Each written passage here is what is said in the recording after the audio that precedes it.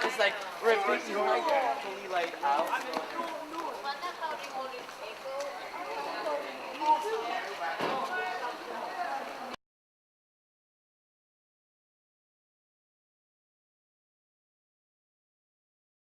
Well, I just wanted to welcome you all to Geneva, the international city where many decisions are taken and made and projects launched. We were young.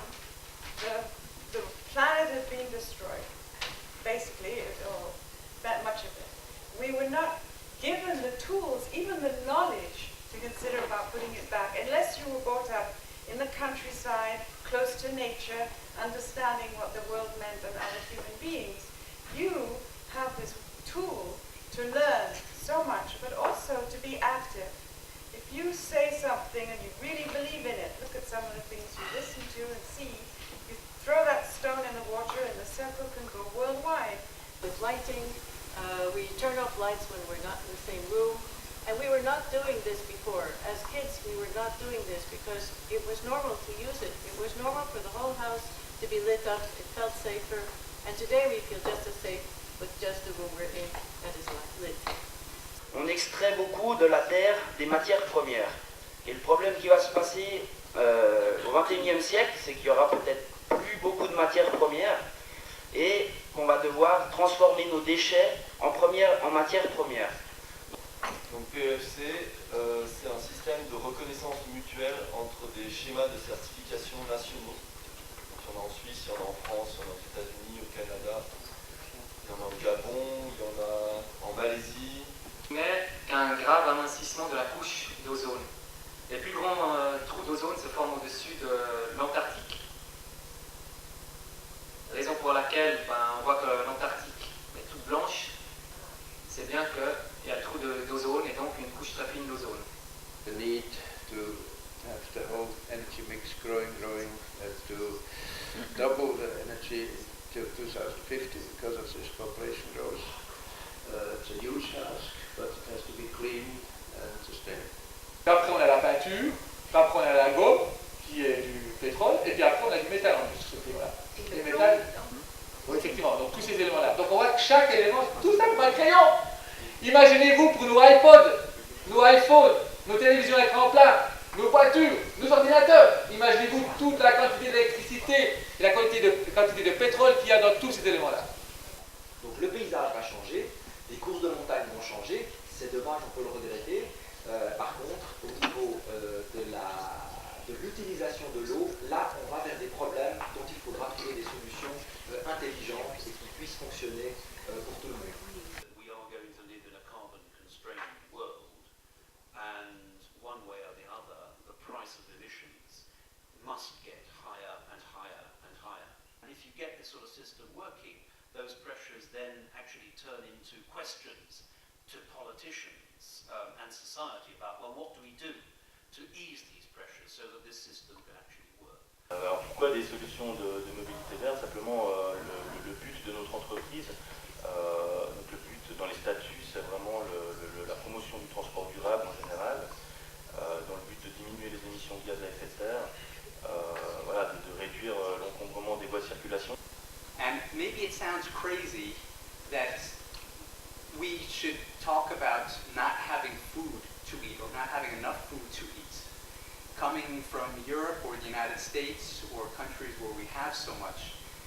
But as you probably all know, there are so many people in the world who don't have enough food to eat. And about 1/3, almost 2 billion people in the world, they don't have enough food. What's the main topic of my talk? It's systemic change. So I just want to make sure that we understand the same thing. So what would you understand by systemic change? If we need to purify the water from technological point of view, there is no problem with this. Oh, you want my grain of salt? If we were to have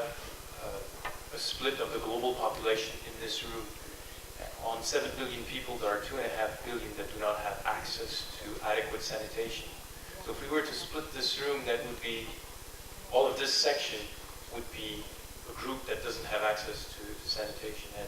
And hence, it would take a lot of people on this side to help them resolve this challenge. And the challenge is so huge, with almost 1 billion people not having access to clean water, 2.5 billion not having access to sanitation, that it will take all the help we can get.